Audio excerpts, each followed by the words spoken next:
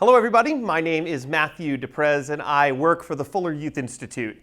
We are a research organization at Fuller Theological Seminary that takes research with young people and we turn that research with young people into resources for the church. And so we did a project a while back called Growing Young, where we studied 259 churches that were exemplary churches in reaching and engaging 15 to 29-year-olds.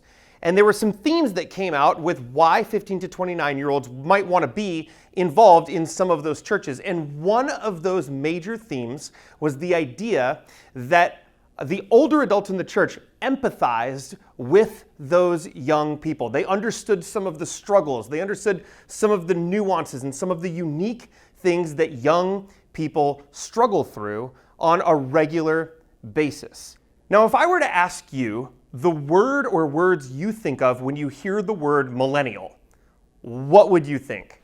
We ask this question all the time to different church leaders, and some of the responses that we get are lazy, we get entitled, some people say snowflake, some people say creative, they say interested in social justice, civic-mindedness, and so there's all sorts of different words that we have or that we use with young people. And so what we're trying to do at the Fuller Youth Institute is we're trying to say, maybe if you have a negative perception of who young people are, what would happen if we could reframe who a young person is for you? And part of that reframing is to understand that the world today is a completely different world than the world we grew up in. This timeline right here, we think is a fairly accurate timeline, at least for what we might say white, middle-class suburbia in the United States. We might say that this timeline is a pretty typical timeline that we have followed for decades and decades here in the United States. And it is this, that a young person goes from high school, you graduate from high school, and then you go right into college, and then you have a job, and then you get married, and then you have kids. And you do it in this order. And if you do it out of order, then you have messed something up. Like you can't go from high school to a job and then go to college. There's just this kind of timeline. It's very linear. High school to college to job to married to kids. That seems to be the timeline that we've just kind of expected in our world today. But the problem is that the options for young people with the globalization of the internet are bigger than ever before. So it's not just these 5 options that young people have. They have options like this now. They have what is being commonly referred to as a gap year. You've got a gap year here. Or over here, a lot of jobs are requiring internships that maybe never required internships before. So you've got your internship. Maybe right here you've got traveling abroad. Maybe instead of going to college, you travel abroad first. So you decide you want to travel. Maybe you decide instead of going right to college, you're going to live at home. So living at home is an option for you. Or maybe another option is that instead of moving out on your own, you decide that you want to move in with roommates. There are all sorts of different options that young people have now. And the problem is now that there are more options, there are more timelines than ever before. So instead of going from high school to college to job to married to kids, now what would happen if instead of a student going from high school to college, that student decides to jump up here and to go to a gap year before they go to college? And then maybe after college, they decide they're going to go live at home. And then after living at home for a little while to get to settle back on their feet, they go to have roommates, and then they get a job, and then they get married, and then they have kids. That could be one timeline. Or maybe what you do is you go from high school to college, but then you go to an internship, you go back to a job, but maybe after your job you decide, you know what, I want to travel abroad. So you travel abroad, and then you get married, and then you have kids. There are all sorts of different timelines that young people live by today. But here's the problem. The problem is this, is that if you don't go right from high school into college and instead you do a gap year, we might call that lazy, but a young person might call that financial stewardship. Like a young person might say, hey, why would I go spend $30,000 a year to go to a public university for school when I'm not entirely sure what I even want to do?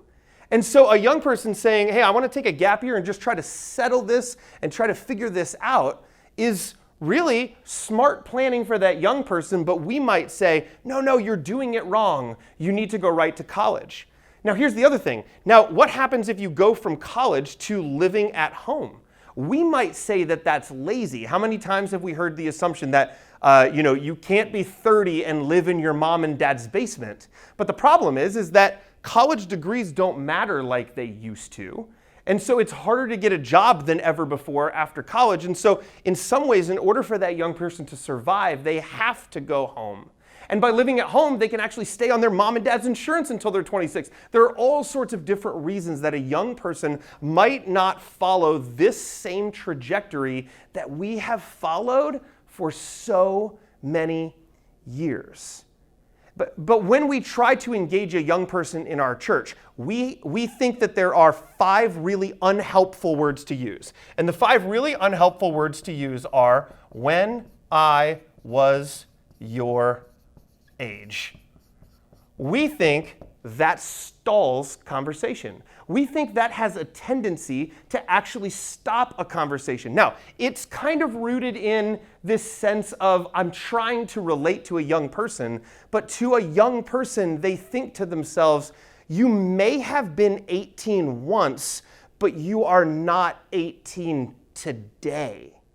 And so instead of using the phrase when I was your age, those 5 words, we think there are 3 better words or more helpful words to use. And those 3 words are the words, tell me more. That when it comes to engaging young people, when it comes to learning about young people, we would say instead of using the phrase when I was your age, I did these things in this order, and instead maybe you could say, tell me more about what it's like to be a high school student dealing with the pressures of feeling like you need to go right from high school into college when you don't know what you actually want to do.